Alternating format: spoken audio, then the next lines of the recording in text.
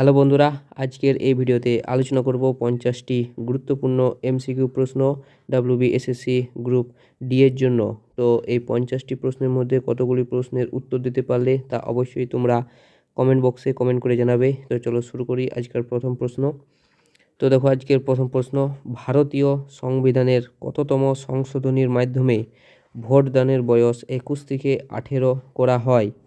ভারতীয় সংবিধানের কততম সংশোধনীর মাধ্যমে ভোটদানের বয়স 21 থেকে 18 করা হয়?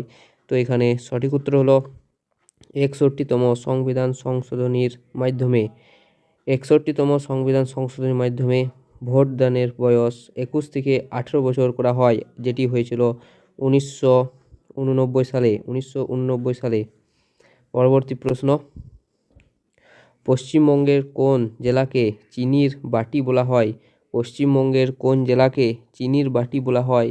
তো এখানে সঠিক উত্তর হলো পশ্চিমবঙ্গের চিনির বাটি বলা হয় নদিয়া জেলাকে। নদিয়া জেলাকে পশ্চিমবঙ্গের চিনির বাটি বলা হয় নদিয়া জেলাকে। পরবর্তী প্রশ্ন, কোন সুলতান সিজদা ও পাইবস প্রথা প্রবর্তন করেন? কোন সুলতান সিজদা ও পাইবস প্রথা প্রবর্তন করেন? তো এখানে সঠিক উত্তর হলো গিয়াসউদ্দিন বলবন। গিয়াসউদ্দিন বলবন সুলতানের মর্যাদা বাড়াতে তিনি পারস্যে এই অভিবাদন প্রথা চালু করেছিলেন। গিয়াসউদ্দিন বলবন সিজদা এবং পাইবস প্রথা। পরবর্তী প্রশ্ন, পেশির ক্লান্তির জন্য কোন অ্যাসিড দায়ী? পেশির ক্লান্তির জন্য দায়ী কোন অ্যাসিড? তো এখানে সঠিক উত্তর হলো ল্যাকটিক অ্যাসিড। ল্যাকটিক অ্যাসিড পেশির ক্লান্তির জন্য দায়ী। পরবর্তী প্রশ্ন, কোন রাজা বাংলার আলেকজান্ডার নামে পরিচিত ছিলেন? কোন রাজা বাংলার আলেকজান্ডার নামে পরিচিত ছিলেন? তো এখানে সঠিক উত্তর হলো আলাউদ্দিন হোসেন শাহ। আলাউদ্দিন হোসেন শাহ। আলাউদ্দিন হোসেন শাহ বাংলার আলেকজান্ডার নামে পরিচিত ছিলেন, কেননা তার বিশাল রাজ্য জয় এবং উদারতার জন্য তাকে এই উপাধি দেওয়া হয়েছিল। পরবর্তী প্রশ্ন, ভারতের বৃহত্তম বদ্বীপ সমভূমি কোনটি? ভারতের বৃহত্তম বদ্বীপ সমভূমি কোনটি? তো এখানে সঠিক উত্তর হলো গঙ্গা ব্রহ্মপুত্র বদ্বীপ।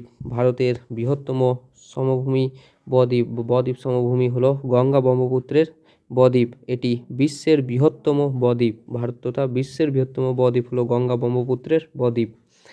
পরবর্তী প্রশ্ন, ভারতীয় সংবিধানে শিক্ষা কোন তালিকার অন্তর্ভুক্ত?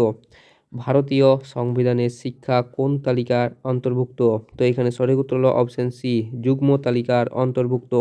কেন্দ্র ও রাজ্য উভয় সরকারি শিক্ষার বিষয়ে আইন প্রণয়ন করতে পারে, তাই এটি যুগ্ম তালিকার অন্তর্গত। পরবর্তী প্রশ্ন, কে বুলবুল ই হিন্দ নামে পরিচিত ছিলেন? কে বুলবুল ই হিন্দ নামে পরিচিত ছিলেন? এখানে সঠিক উত্তর হলো সরোজিনী নাইডু। সরোজিনী নাইডু বুলবুল ই হিন্দ নামে পরিচিত ছিলেন। তার কাব্য প্রতিভার জন্য মহাত্মা গান্ধী তাকে এই উপাধি দিয়েছিলেন। পরবর্তী প্রশ্ন, চাঁদে বস্তুর ওজন পৃথিবীর ওজনের কয় ভাগ হয়ে যায়? চাঁদে বস্তুর ওজন পৃথিবীর কয় ভাগ হয়ে যায়? তো এখানে সঠিক উত্তর হলো 1/6 ভাগ। অর্থাৎ এখানে যদি কোনো বস্তুর ওজন 24 কেজি হয়, তো চাঁদে সেটির ওজন হয়ে যাবে মাত্র 4 কেজি। মাত্র 4 কেজি, অর্থাৎ 6 ভাগ কমে যাবে। পরবর্তী প্রশ্ন, সত্যশোধক সমাজ কে প্রতিষ্ঠা করেছিলেন? সত্যশোধক সমাজ কে প্রতিষ্ঠা করেছিলেন? তো এখানে সঠিক উত্তর হলো জ্যোতিবা ফুলে। জ্যোতিবা ফুলে সত্যশোধক সমাজ প্রতিষ্ঠা করেছিলেন 1873 সালে মহারাষ্ট্রে তিনি প্রতিষ্ঠা করেছিলেন সত্যশোধক সমাজ। পরবর্তী প্রশ্ন, পশ্চিমবঙ্গের কোথায় রেলের ওয়াগন তৈরি করা হয়? পশ্চিমবঙ্গের কোথায় রেলের ওয়াগন তৈরি করা হয়? তো এখানে সঠিক উত্তর হলো চিত্তরঞ্জন। চিত্তরঞ্জনে রেলের ওয়াগন তৈরি করা হয়। রেল ওয়াগন তৈরি করা হয় চিত্তরঞ্জনে। পরবর্তী প্রশ্ন, মানুষের মুখবিবরে কোন খাদ্য পরিপাক শুরু হয়? কোন জাতীয় খাদ্যের পরিপাক শুরু হয়? তো এখানে সঠিক উত্তর হলো শর্করা জাতীয় খাদ্যের পরিপাক শুরু হয়। শর্করা জাতীয় খাদ্যের পরিপাক শুরু হয়। পরবর্তী প্রশ্ন, জাতীয় কংগ্রেসের পূর্ণ স্বরাজ প্রস্তাব কোন অধিবেশনে গৃহীত হয়? জাতীয় কংগ্রেসের পূর্ণ স্বরাজের প্রস্তাব কোন অধিবেশনে গৃহীত হয়? তো এখানে সঠিক উত্তর হলো লাহোর অধিবেশন। লাহোর অধিবেশন 1929 সালে লাহোর অধিবেশনে পূর্ণ স্বরাজ্যের প্রস্তাব দাবি হয়। জওহরলাল নেহেরুর সভাপতিত্বে এই অধিবেশনে পূর্ণ স্বাধীনতার শপথ নেওয়া হয়। পরবর্তী প্রশ্ন, কোন গ্রন্থিকে প্রভু গ্রন্থি বলা হয়? কোন গ্রন্থিকে প্রভু গ্রন্থি বলা হয়? তো এখানে সঠিক উত্তর হলো পিটুইটারি গ্রন্থিকে প্রভু গ্রন্থি বলা হয়। আর এটি শরীরের অন্যান্য হরমোন নিয়ন্ত্রণ বা নিঃসরণকারী গ্রন্থিগুলিকে নিয়ন্ত্রণ করে বলে একে পিটুইটারি গ্রন্থিকে প্রভু গ্রন্থি বলা হয়। এছাড়াও প্রভু গ্রন্থির প্রভু কাকে বলা হয়, কোন গ্রন্থিকে বলা হয়, তা অবশ্যই তোমরা কমেন্ট বক্সে কমেন্ট করে জানাবে।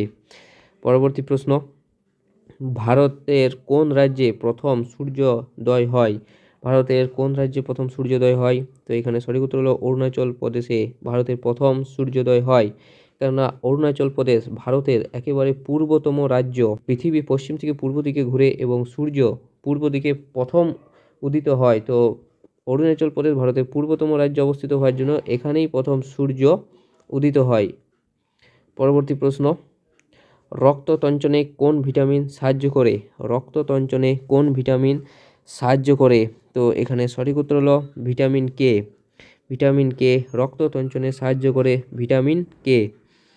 পরবর্তী প্রশ্ন, মুসলিম লীগ পাকিস্তান প্রস্তাব গ্রহণ করে কোন সালে? মুসলিম লীগ পাকিস্তান প্রস্তাব গ্রহণ করে কোন সালে? তো এখানে সঠিক উত্তর হলো 1940 সালে লাহোর অধিবেশনে ফজলুল হকের উপস্থিতিতে প্রস্তাবের ভিত্তিতে এই সিদ্ধান্ত নেওয়া হয়। পরবর্তী প্রশ্ন, পশ্চিমবঙ্গের বৃহত্তম বাঁধ কোনটি? পশ্চিমবঙ্গের বৃহত্তম বাঁধ কোনটি? তো এখানে সঠিক উত্তর হলো পশ্চিমবঙ্গের বৃহত্তম বাঁধ হলো গঙ্গা নদীর উপর নির্মিত ফারাক্কা ব্যারেজ। ফারাক্কা ব্যারেজ হলো পশ্চিমবঙ্গের বৃহত্তম বাঁধ। পরবর্তী প্রশ্ন, রমন এফেক্ট বিজ্ঞানের কোন শাখার সাথে যুক্ত? রমন এফেক্ট কোন শাখার সাথে যুক্ত? তো এখানে সঠিক উত্তর হলো রমন এফেক্ট। রমন এফেক্ট হলো পদার্থবিদ্যা। পদার্থবিদ্যার সাথে যুক্ত। রমন এফেক্ট পদার্থবিদ্যার সাথে যুক্ত। সিভি রমন এটি আবিষ্কার করেছিলেন রমন এফেক্ট, তার জন্য তিনি নোবেল পুরস্কারও পেয়েছিলেন। পরবর্তী প্রশ্ন, অন্ধকূপ হত্যা কাহিনীর প্রচারক কে ছিলেন? অন্ধকূপ হত্যা কাহিনীর প্রচারক কে ছিলেন? তো এখানে সঠিক উত্তর হলো হলওয়েল। হলওয়েল জে হলওয়েল এই বিবর্তিত কাহিনীর বিবরণ ব্রিটিশদের কাছে তুলে ধরেছিল হলওয়েল। পরবর্তী প্রশ্ন, অ্যাটর্নি জেনারেল নিয়োগ সংবিধানের কততম ধারায় বলা হয়েছে? অ্যাটর্নি জেনারেলের নিয়োগ সংবিধানের কততম ধারায় বলা হয়েছে? তো এখানে সঠিক উত্তর হলো 76 নম্বর ধারায় বলা হয়েছে। অ্যাটর্নি জেনারেল হলো ভারতের সর্বোচ্চ আইনি অফিসার বা অ্যাটর্নি জেনারেল এই ধারায় নিযুক্ত হন, এই 76 নম্বর ধারায় অ্যাটর্নি জেনারেল। পরবর্তী প্রশ্ন, পশ্চিমবঙ্গের সবচেয়ে বেশি রেশম উৎপন্ন হয় কোথায়? পশ্চিমবঙ্গে সবচেয়ে বেশি রেশম উৎপন্ন হয় কোথায়? তো পশ্চিমবঙ্গের সবচেয়ে বেশি রেশম উৎপন্ন হয় মালদা জেলায়। সবচেয়ে বেশি রেশম উৎপন্ন হয় মালদা জেলায়। কেননা রেশম চাষ বা সেরিকালচারে মালদা জেলা পশ্চিমবঙ্গের প্রথম স্থান অধিকার করে, তাই এখানেই সবচেয়ে বেশি রেশম উৎপন্ন হয়। পরবর্তী প্রশ্ন, উদ্ভিদের বৃদ্ধি মাপার যন্ত্রের নাম কি? উদ্ভিদের বৃদ্ধি মাপার যন্ত্রের নাম কি? তো এখানে সঠিক উত্তর হলো কেসকোগ্রাফ। কেসকোগ্রাফ যন্ত্রের মাধ্যমে উদ্ভিদের বৃদ্ধি মাপা হয়। জগদীশচন্দ্র বসু এই যন্ত্রটি আবিষ্কার করেন। জগদীশচন্দ্র বসু। পরবর্তী প্রশ্ন, শেরশাহের সমাধি কোথায় অবস্থিত? শেরশাহের সমাধি কোথায় অবস্থিত? তো শেরশাহের সমাধি বিহারের সাসারাম একটি কৃত্রিম হ্রদের মাঝে তার বিখ্যাত সমাধিটি অবস্থিত। পরবর্তী প্রশ্ন, নিম্নলিখিত কোনটি নোবেল গ্যাস নয়? নিম্নলিখিত কোনটি নোবেল গ্যাস নয়? তো এখানে সঠিক উত্তর হলো option C, nitrogen noble gas নয়। নিয়ন, আর্গন এবং হিলিয়াম হলো নোবেল গ্যাস, কিন্তু নাইট্রোজেন নোবেল গ্যাস নয়। পরবর্তী প্রশ্ন, ভারতের বর্তমান রাষ্ট্রপতি কে? ভারতের বর্তমান রাষ্ট্রপতি কে? তো ভারতের বর্তমান রাষ্ট্রপতি হলো দ্রৌপদী মুর্মু। দ্রৌপদী মুর্মু তিনি ভারতের 15তম এবং প্রথম আদিবাসী মহিলা রাষ্ট্রপতি। পরবর্তী প্রশ্ন, ভারতের প্রথম মেট্রো রেল পশ্চিমবঙ্গের কোথায় চালু হয়? ভারতের প্রথম মেট্রো রেল পশ্চিমবঙ্গের কোথায় চালু হয়? তো এখানে সঠিক উত্তর হলো কলকাতা শহরে। কলকাতা শহরে ভারতের প্রথম মেট্রো রেল চালু হয় 1984 সালে। পরবর্তী প্রশ্ন, আলেকজান্ডার ভারত আক্রমণের সময় মগধের রাজা কে ছিলেন? আলেকজান্ডার যখন ভারত আক্রমণ করেছিল তখন মগধের রাজা কে ছিলেন? তো তখন মগধের রাজা ছিল নন্দ বংশের শেষ রাজা ধননন্দ। ধননন্দ ছিলেন তখন মগধের রাজা, এবং ধননন্দের বিপুল বাহিনীর ভয়ে আলেকজান্ডারের সেনারা আর এগোতে চায়নি। পরবর্তী প্রশ্ন, সবুজ কাঁচ তৈরিতে কি ব্যবহৃত হয়? সবুজ কাঁচ তৈরিতে কি ব্যবহৃত হয়? তো সবুজ কাঁচ তৈরিতে আয়রন অক্সাইড ব্যবহৃত হয়। সবুজ কাঁচ তৈরিতে আয়রন ব্যবহৃত হয়। পরবর্তী প্রশ্ন, রাষ্ট্রপতির ইমপিচমেন্ট সংবিধানের কোন ধারায় আছে? রাষ্ট্রপতির ইমপিচমেন্ট সংবিধানের কোন ধারায় আছে?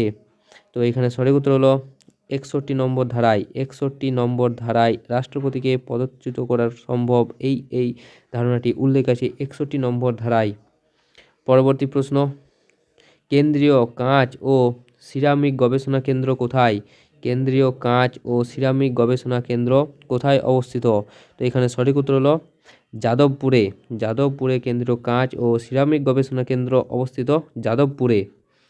পরবর্তী প্রশ্ন, প্রথম বিশ্বযুদ্ধ শেষ হয় কত সালে? প্রথম বিশ্বযুদ্ধ শেষ হয় কত সালে? তো প্রথম বিশ্বযুদ্ধ শুরু হয়েছিল 1914 সালে। 1914 সালে প্রথম বিশ্বযুদ্ধ শুরু হয়েছিল এবং প্রথম বিশ্বযুদ্ধ শেষ হয়েছিল 11ই নভেম্বর 1918 সালে। 11ই নভেম্বর 1918 সালে প্রথম বিশ্বযুদ্ধ শেষ হয়েছিল ভার্সাই চুক্তির মাধ্যমে। ভার্সাই চুক্তির মাধ্যমে প্রথম বিশ্বযুদ্ধ শেষ হয়েছিল। পরবর্তী প্রশ্ন, কোন ধাতু কেরোসিন তেলের নিচে রাখা হয়? কোন ধাতু কেরোসিন তেলের নিচে ডুবিয়ে রাখা হয়? তো এখানে সঠিক উত্তর হলো সোডিয়াম। সোডিয়ামকে কেরোসিন তেলের নিচে ডুবিয়ে রাখা হয়, কেননা বাতাস বা জলের সংস্পর্শে এটি দ্রুত জ্বলে ওঠে বলে একে তেলের নিচেই রাখা হয় সোডিয়ামকে। পরবর্তী প্রশ্ন, রাজ্যসভার সদস্য হওয়ার ন্যূনতম বয়স কত? রাজ্যসভার সদস্য হওয়ার ন্যূনতম বয়স কত? তো এখানে সঠিক উত্তর হলো 30 বছর। 30 বছর রাজ্যসভার সদস্য হতে গেলে 30 বছর ন্যূনতম বয়স লাগবেই, এবং লোকসভার জন্য 25 বছর সময় লাগে লোকসভার জন্য। পরবর্তী প্রশ্ন, লৌহ মানব নামে কে পরিচিত ছিলেন? লৌহ মানব বা ইন্ডিয়ান আয়রন ম্যান নামে কে পরিচিত ছিলেন? তো সঠিক উত্তর হলো সর্দার বল্লভভাই প্যাটেল। সর্দার বল্লভভাই প্যাটেলকে লৌহ মানব নামে পরিচিত ছিলেন সর্দার বল্লভভাই প্যাটেল। পরবর্তী প্রশ্ন, পশ্চিমবঙ্গে সর্বাধিক কয়লা কোথায় পাওয়া যায়? পশ্চিমবঙ্গে সর্বাধিক কয়লা কোথায় পাওয়া যায়? তো এখানে সঠিক উত্তর হলো পশ্চিমবঙ্গে সর্বাধিক কয়লা পাওয়া যায় রানীগঞ্জে। সর্বাধিক কয়লা পাওয়া যায় রানীগঞ্জে, এবং ভারতের সর্বাধিক কয়লা পাওয়া যায় ঝাড়খণ্ডের ঝরিয়াতে। ঝাড়খণ্ডের ঝরিয়াতে সর্বাধিক কয়লা পাওয়া যায় ভারতের। পরবর্তী প্রশ্ন, কোন গ্যাস অগ্নি নির্বাপক হিসেবে ব্যবহৃত হয়? কোন গ্যাস অগ্নি নির্বাপক হিসেবে ব্যবহৃত হয়? তো এখানে সঠিক উত্তর হলো carbon die oxide. Carbon die oxide অগ্নি নির্বাপক হিসেবে ব্যবহৃত হয় কার্বন ডাই অক্সাইড। পরবর্তী প্রশ্ন, রাজ্যসভার সর্বাধিক সদস্য সংখ্যা কত? রাজ্যসভার সর্বাধিক সদস্য সংখ্যা কত? তো এখানে সঠিক উত্তর হলো 250। 250 হলো রাজ্যসভার সর্বাধিক সদস্য সংখ্যা 250, এবং 245 জন এখন বর্তমানে সক্রিয় সদস্য সংখ্যা রাজ্যসভার, এবং 550 হলো লোকসভার সর্বাধিক সদস্য সংখ্যা। পরবর্তী প্রশ্ন, ভারত ছাড়ো স্লোগান প্রথম কে দেন? ভারত ছাড়ো স্লোগান প্রথম কে দেন? তো এখানে সঠিক উত্তর হলো ভারত ছাড়ো স্লোগান দেয় ইউসুফ মেহের আলী। ইউসুফ মেহের আলী ভারত ছাড়ো স্লোগানটি দেন ইউসুফ মেহের আলী, এবং গান্ধীজি এই আন্দোলনের সূচনা করেন ভারত ছাড়ো আন্দোলনের। পরবর্তী প্রশ্ন, ইন্ডিয়ান বোটানিক্যাল গার্ডেন কোথায় অবস্থিত? ইন্ডিয়ান বোটানিক্যাল গার্ডেন কোথায় অবস্থিত? তো এখানে সঠিক উত্তর হলো হাওড়া শিবপুরে। হাওড়ার শিবপুরে ইন্ডিয়ান বোটানিক্যাল গার্ডেন অবস্থিত হাওড়া শিবপুরে, আর এখানে পৃথিবীর অন্যতম প্রাচীন এবং বৃহত্তম বট গাছটি সংরক্ষণ করে রাখা হয়েছে হাওড়া বোটানিক্যাল গার্ডেনে। পরবর্তী প্রশ্ন, কোন মৌলের অভাবে গলগণ্ড রোগ হয়? কোন মৌলের অভাবে গলগণ্ড রোগ হয়? তো এখানে সঠিক উত্তর হলো আয়োডিনের অভাবে। আয়োডিনের অভাবে থাইরয়েড গ্রন্থি ফুলে যায় বা গলগণ্ড লক্ষ্য করা যায়। পরবর্তী প্রশ্ন, বক্সারের যুদ্ধের সময় মুঘল সম্রাট কে ছিলেন? বক্সারের যুদ্ধের সময় মুঘল সম্রাট কে ছিলেন? তো এখানে সঠিক উত্তর হলো দ্বিতীয় শাহ আলম।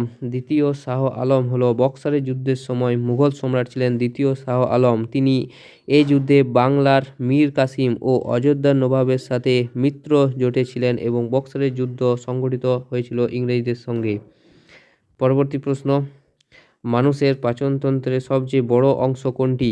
মানুষের পাচনতন্ত্রের সবচেয়ে বড় অংশ কোনটি? তো এখানে সঠিক উত্তর হলো ক্ষুদ্রান্ত হলো মানুষের পাচনতন্ত্রের সবচেয়ে বড় অংশ হলো ক্ষুদ্রান্ত। পরবর্তী প্রশ্ন, অর্থ কমিশন কত বছরের জন্য গঠিত হয়? অর্থ কমিশন কত বছরের জন্য গঠিত হয়? তো সংবিধানের 280 নম্বর ধারা অনুযায়ী রাষ্ট্রপতি প্রতি 5 বছর অন্তর অন্তর এটি গঠন করে। পরবর্তী প্রশ্ন, যুগান্তর দলের নেতা কে ছিলেন? যুগান্তর দলের নেতা কে ছিলেন? তো এখানে সঠিক উত্তর হলো বাঘা যতীন। বাঘা যতীন যুগান্তর দলের নেতা ছিলেন বাঘা যতীন। পরবর্তী প্রশ্ন, পশ্চিমবঙ্গের কোন শহর প্রাসাদ নগরী নামে পরিচিত? পশ্চিমবঙ্গের কোন শহর প্রাসাদ নগরী নামে পরিচিত? তো এখানে সঠিক উত্তর হলো অপশন সি, কলকাতাকে প্রাসাদ নগরী বলা হয়। কলকাতাকে প্রাসাদ নগরী বলা হয় কেননা ব্রিটিশ আমলে নির্মিত অসংখ্য রাজকীয় অট্টালিকার জন্য এর নাম দেওয়া হয় কলকাতাকে প্রাসাদ নগরী। পরবর্তী প্রশ্ন, মানবদেহে কত জোড়া অটোজোম থাকে? মানবদেহে কত জোড়া অটোজোম থাকে? তো এখানে সঠিক উত্তর হলো 22 জোড়া। 22 জোড়া অটোজোম লক্ষ্য করে যায়। 22 জোড়া অটোজোম লক্ষ্য করে যায়। পরবর্তী প্রশ্ন, বন্দে মাতরম প্রথম কোন অধিবেশনে গাওয়া হয়েছিল? বন্দে মাতরম এটি প্রথম কোন অধিবেশনে গাওয়া হয়েছিল? তো এখানে সঠিক উত্তর হলো 1896 সালের কলকাতা অধিবেশনে। রবীন্দ্রনাথ ঠাকুর এই অধিবেশনে গানটিতে সুর দিয়েছিলেন এবং গেয়েছিলেন 1896 সালে। পরবর্তী প্রশ্ন, সূর্য থেকে তাপ পৃথিবীতে কোন পদ্ধতিতে আসে? সূর্য থেকে তাপ পৃথিবীতে কোন পদ্ধতিতে আসে? তো এখানে সঠিক উত্তর হলো বিকিরণ পদ্ধতিতে। বিকিরণ পদ্ধতিতে সূর্য থেকে পৃথিবীতে তাপ আসে বিকিরণ পদ্ধতিতে। পরবর্তী প্রশ্ন এবং আমাদের শেষ প্রশ্ন, পশ্চিমবঙ্গের একমাত্র মহিলা রাজ্যপাল কে ছিলেন? পশ্চিমবঙ্গের একমাত্র মহিলা রাজ্যপাল কে ছিলেন? তো এইখানে সঠিক উত্তর হলো পদ্মজা নাইডু। পদ্মজা নাইডু পশ্চিমবঙ্গের একমাত্র রাজ্যপাল ছিলেন পদ্মজা নাইডু। তিনি 1956 সালে থেকে 1967 সাল পর্যন্ত পশ্চিমবঙ্গের রাজ্যপাল হিসেবে দায়িত্ব পালন করেন। তো বন্ধুরা, এই ছিল আমাদের 50টি গুরুত্বপূর্ণ এমসিকিউ প্রশ্ন। এই 50টির মধ্যে কতগুলি প্রশ্নের উত্তর দিতে পারলে তা অবশ্যই তোমরা কমেন্ট বক্সে জানাবে এবং ভিডিওটা ভালো লাগলে তো অবশ্যই একটা লাইক করবে এবং চ্যানেলটাকে সাবস্ক্রাইব করতে ভুলো না। তো দেখা হচ্ছে পরের ভিডিওতে। ধন্যবাদ।